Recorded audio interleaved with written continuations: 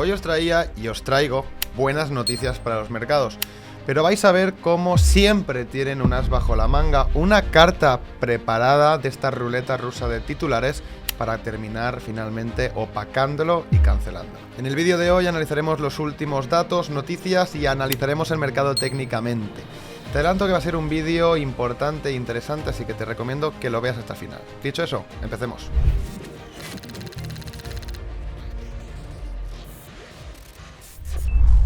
Bien, pues ayer en el vídeo anterior estábamos comentando que hoy veríamos los datos de IPC, los datos de la inflación. Han salido realmente mejor de lo esperado. Esto es muy positivo porque para que la Fed baje tasas necesita que la inflación o bien se mantenga o bien salga mejor de lo esperado. Y estamos viendo que así es. Lo sensato viendo estos datos es que si hubiera salido sobre lo previsto, el mercado hubiera caído. Si hubiera salido peor de lo previsto, el mercado hubiera caído. Y saliendo mejor de lo previsto, tendríamos que haber visto grandes subidas y rebotes importantes. Pero, ¿qué ocurre en esta ruleta de titulares, esta ruleta rusa de titulares del señor Trump y de todos los países que están ahora mismo en guerra arancelaria? Bueno, pues hoy no ha sido Trump, ha sido Canadá, respondiendo por supuesto a Trump, que iba también a devolverle de nuevo las tasas. Esto ayer ya lo vimos, incluso Canadá amenazó con cortes energéticos a Estados Unidos, finalmente los dos se retractaron, los quitaron, pero hoy, otra vez, después de esta noticia positiva, que es cancelada por un titular. Estamos viendo que todo patrón, estructura, dato o noticia positiva que puede hacer que los mercados tanto tradicionales como cripto se desplacen al alza, tengan un cierto rebote, es siempre cancelada por un titular. Pero tampoco me parece extraño, porque tenemos prácticamente, y lo he estado estudiando, más de 3 titulares diarios. Y así es imposible que el mercado logre estabilizarse. Lo único que tenemos es volatilidad constante. Pero bueno, si conseguimos quitar un poco el borrón de titulares que hay por en medio, también hay datos interesantes, como es este caso, ¿no? El primer ministro canadiense está listo para reunirse con Trump y llegar a un acuerdo en esta guerra arancelaria para que estos titulares infinitos dejen de existir. Tenemos que tener en cuenta que este es el mayor problema que tenemos a día de hoy. Y el segundo sería el de la guerra de Rusia contra Ucrania, que también tenemos buenas noticias. Zelensky aceptó esta tregua, ahora todo está en manos de Putin. Veremos, yo todavía no lo tengo claro, seguramente Putin se quiere hacer el duro, así que espero de nuevo algún titular de Putin diciendo no para finalmente luego decir sí. Bueno, pues volatilidad añadida que tendremos. Ahora, a medio plazo, pienso que esto se está estabilizando a nivel guerra Rusia-Ucrania. A nivel aranceles, hombre, creo que no va a poder tener esta tensión demasiado tiempo más o todo esto se le va a complicar. Entendiendo todo eso, podemos pasar ya a niveles técnicos, análisis técnico. Vamos a empezar, por supuesto, con el SP500. Vídeo ayer os comentaba que esperaba rebotes. Una de las opciones que el rebote nos lo diera el IPC, no nos lo está dando por este titular que estamos comentando. Sigo pensando que el rebote nos lo tiene que dar antes de perder 5.500. Y creo que sería interesante ir a visitar la zona del SP de los 5.800, más o menos 5.850. Si bajamos temporalidad, veremos que evidentemente hemos tenido rebotes, pero cada rebote, por pequeño que sea, es inmediatamente vendido. Todo y que hoy, aunque haya sido parcialmente absorbido, estamos consiguiendo que el SP500 esté en verde un 0,76%. Hace apenas una hora lo teníamos en rojo. ¿Pero qué podemos esperar? Bueno, pues si vemos estas caídas verticales, lo que primero entendemos es que hay mucho short, ¿de acuerdo? Y en opciones nos encontramos los put. Tenéis que entender que es como un corto, pero en opciones no es exactamente un corto, pero genera el mismo formato de liquidez que puede provocar también short squeeze. Lo que estamos viendo es que la average está en máximos, ¿vale? Pero en máximos del 2023, en máximos del 2022. Hay una cantidad de puts acumulados que son realmente increíbles. Sin embargo, vemos que el SP500 no termina de hacer suelo, ¿vale? Hemos visto leves rebotes, pero no hay nada que nos implique que esté haciendo un suelo. Lo primero que vamos a mirar hoy es lo siguiente, ¿vale? La media de 5 sesiones, una media muy cortita. Vamos a bajar temporalidad a gráfico de 12 horas, podríamos ir a 4, pero el de 12 se me hace bastante representativo. Esta media de 5 sesiones lo que nos marca es que desde que nos hemos venido hacia abajo, todas las veces que el precio ha interactuado con la media ha sido para seguir corrigiendo hacia debajo. Y el máximo de hoy, si veis, queda inmediatamente marcado en este punto de la media de 5 sesiones. El primer objetivo, por supuesto, para buscar algo de estabilidad en el SP500 sería romper esta media de 5 sesiones y cerrar unas cuantas velas estabilizándonos por encima. ¿Implica recuperar la media de 5 sesiones, un suelo en el SP500 y que volvamos a atacar los máximos históricos? En absoluto. Lo que implica es que es el primer paso y necesario para encontrar una pequeña estabilidad en el SP500 y a partir de ahí ya veremos. Os recuerdo que lo importante aquí del SP500 es mirar las EMAs y la media de 200 sesiones.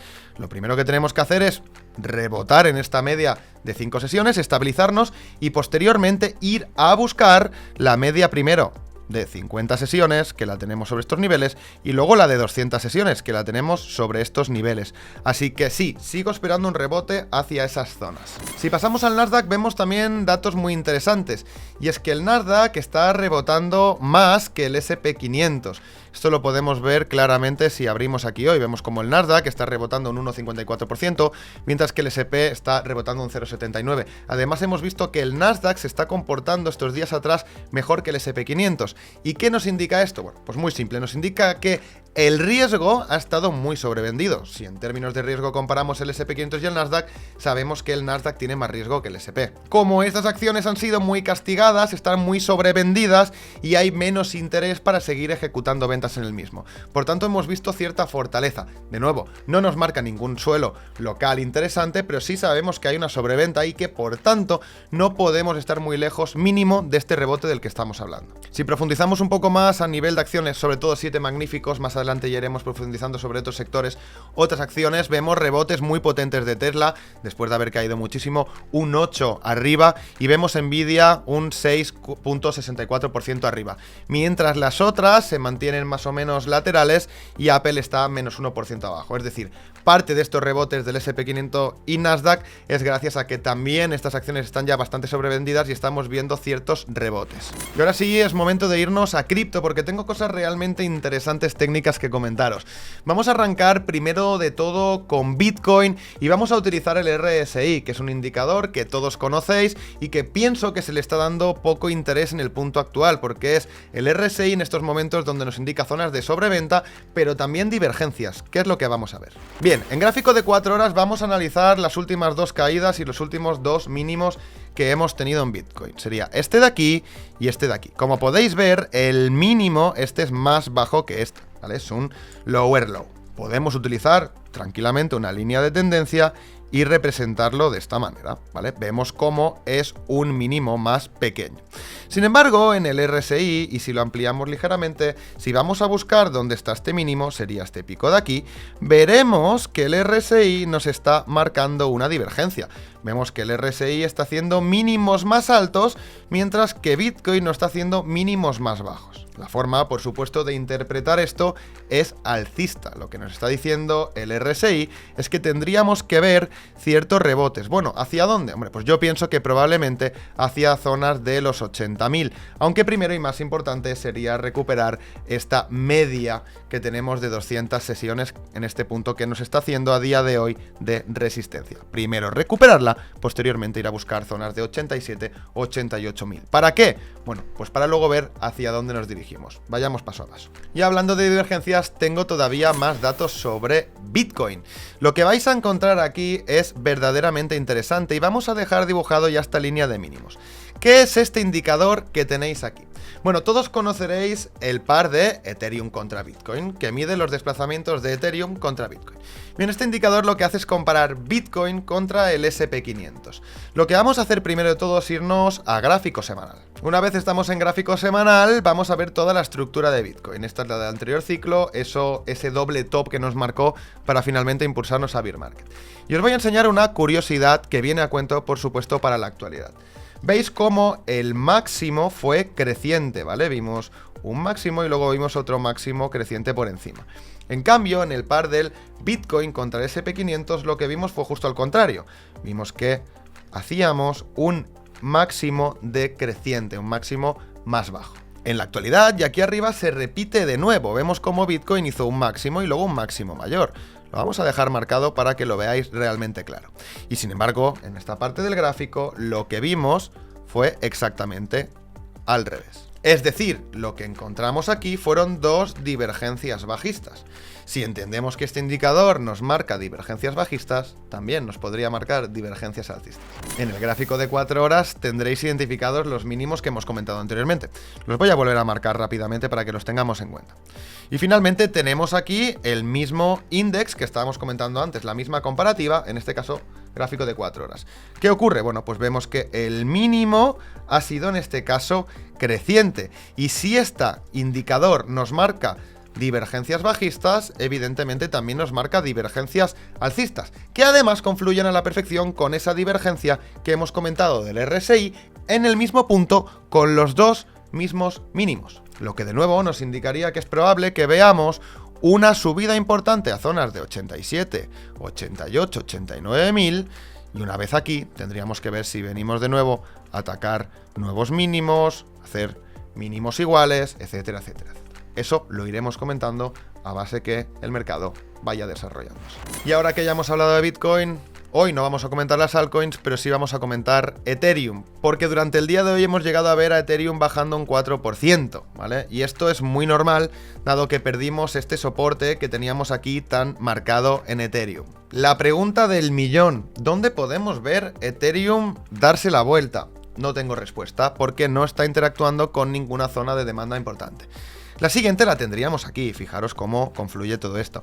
Y casi prácticamente la habríamos llegado a tocar, incluso la podríamos dar por tocada. Ahora, no hemos absorbido ni siquiera el 50% de esta zona, ni por supuesto toda la zona. Además de esta zona tan interesante que tenemos, si utilizamos Fibonacci desde que vimos el impulso alcista y lo marcamos hasta el mismo máximo, veremos, disculpad, este de aquí sería el máximo completo, veremos cómo confluye muy bien toda esta zona de aquí. Lo que tendríamos es el nivel de 1722 para Ethereum como primera zona y el segundo nivel de 1419 como segunda zona, que confluye perfectamente con este nivel de demanda. Entonces sí, a alta escala temporal sí que podemos decir que Ethereum en estas zonas de aquí como mínimo es realmente interesante para buscar hacer algunas compras. Desde estas zonas también podríamos llegar a decir que es probable que veamos algún que otro rebote muy interesante.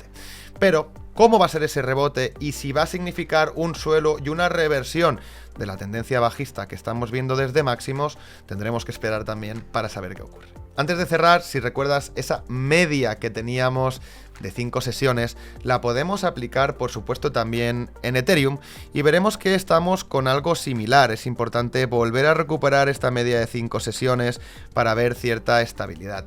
Fijaros en estos puntos de aquí, cuando recuperamos la media, como mínimo Ethereum se mantuvo, ¿vale?, con cierta estabilidad antes de buscar nuevas correcciones. Pues en este punto estaríamos exactamente igual, necesitamos ver una rotura, un impulso alcista para acumular. ¿Qué ocurre? Seguimos por debajo. Esto puede implicar primero venir aquí y luego sí recuperar esta zona y venirnos aquí. Ciertamente, las medias de 200, incluso la semanal, quedan realmente lejos. Estarían sobre los $2.900 a día de hoy. Es muy fácil contaminarse de toda esta negatividad y huracán de titulares, ruleta rusa de titulares en los mercados. Sin embargo, no podemos quedarnos tan solo con esos titulares negativos, que son los que a día de hoy hacen más ruido. Como bien comentaba muy bien mi socio Joel hoy, la SEC ha pospuesto todos los ETFs de Sol, Litecoin, Dogecoin y XRP 45 días.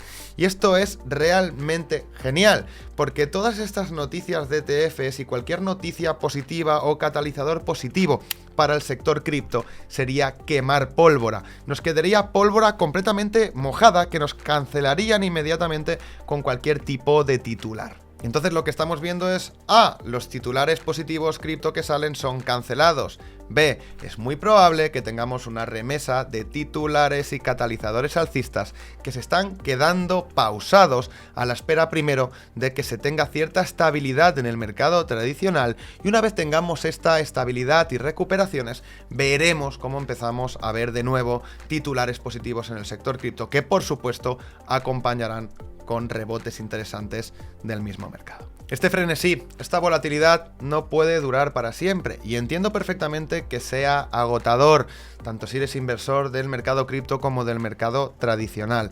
Pienso que dentro de relativamente poco, durante este mes, probablemente empecemos a ver como mínimo un sosiego de esta volatilidad y este frenesí para empezar a generar estructuras y empezar a poder analizar los gráficos correctamente. Como entendemos que estas situaciones son difíciles y que queréis estar lo máximo informados posibles, saber nuestra opinión y enteraros de todo lo que está ocurriendo, vamos a hacer un vídeo diario mientras tengamos estas situaciones tan complejas y complicadas en absolutamente todos los sectores. Así que sí, nos veremos todos los días las caras en este canal con un análisis de mercado, de lunes a viernes. Acuérdate, ya que esperamos formar parte de tu nueva rutina. Dicho esto, ya os he dicho todo lo que os tenía que decir hoy. Mucha suerte en los mercados, pero sobre todo, habilidad. Nos vemos.